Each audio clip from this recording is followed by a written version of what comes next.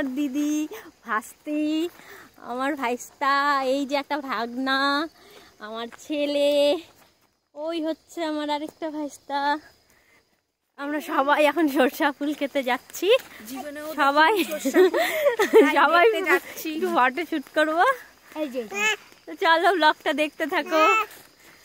আজকে বিকালের দিকেই ব্লগটা শুরু করলাম। আমরা মাদারি গেছিলাম ঘুরতে ছোটদার বাড়িতে, তো আবার বাড়ি চলে আসলাম। এখন এই দেখো সরষা ফুল, এত সুন্দর জায়গা, দেখলে মন ভরে যাবে। খেলবো মাঝে ঢুকে।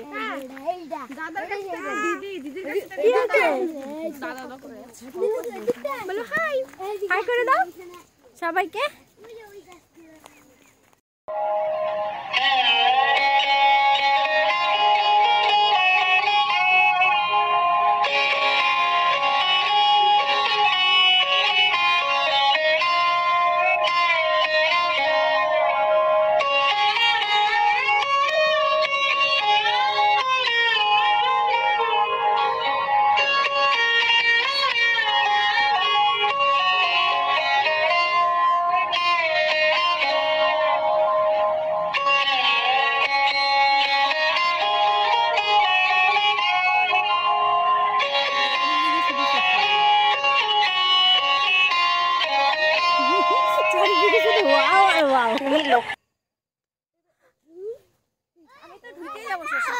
আমার তো দারুণ লাগতেছে।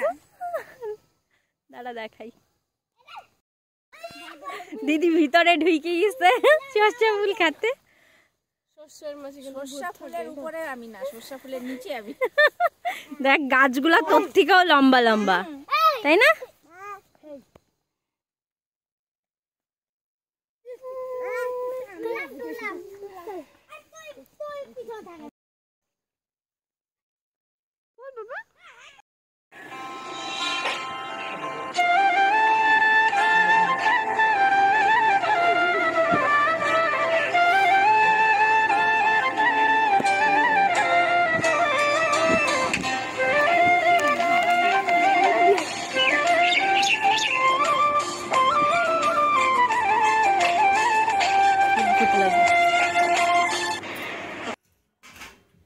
সন্ধ্যাবেলা সবাই চা খাচ্ছি। বৌদি চা বানিয়ে দিল, আর সাথে হচ্ছে গল্প গুজব। বাড়িতে চা খাওয়া করে এখন আমরা চলে এসেছি জেঠিমাদের বাড়িতে। এই হচ্ছে আমার জেঠিমা, আমার ছেলের সাথে খেলা করছে। তো কালকে চলে যাবো, তো তাই ভাবলাম ছোট্ট ব্লগ করি। এই হচ্ছে আমার বড় ভাইটা নেই, কলেজে পড়ে বাইরে।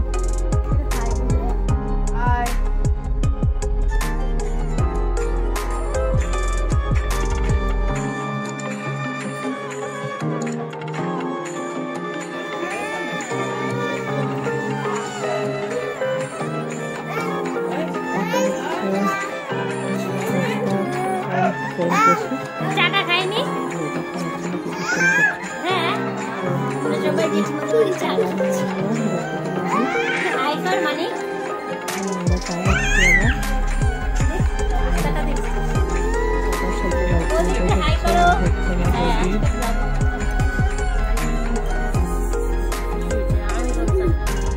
আমার সাথে তোমাদের পরিচয় করিয়ে দিলাম।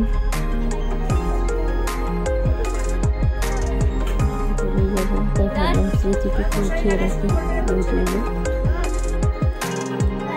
দেখো আমার ছেলেকে দুষ্টামি করছে। তো অনেক পেরিয়ে গেছে, অনেক গল্প গুজব করলাম, তো সবকিছু এখন দেখো বৌদি বিছানা করছে, ওরা ঘুমাবে এখানে। রান্না বান্না হয়ে গেছে, তো সবার খাওয়া দাওয়া হয়ে গেছে, আমি এখন খাওয়া দাওয়া করবো। তো বৌদি অনেক কিছু রান্না করেছিল, তো আমি শুধু মাছ দিয়ে খেয়েছি। আজকে ব্লগটা এই পর্যন্তই, আশা করি সবার ভালো লেগেছে। আর ভালো লাগলে অবশ্যই চ্যানেলটির পাশে থেকে সাবস্ক্রাইব করো। আবার দেখা হবে আরেকটি নতুন ব্লগের সঙ্গে, নতুন রেসিপির সঙ্গে।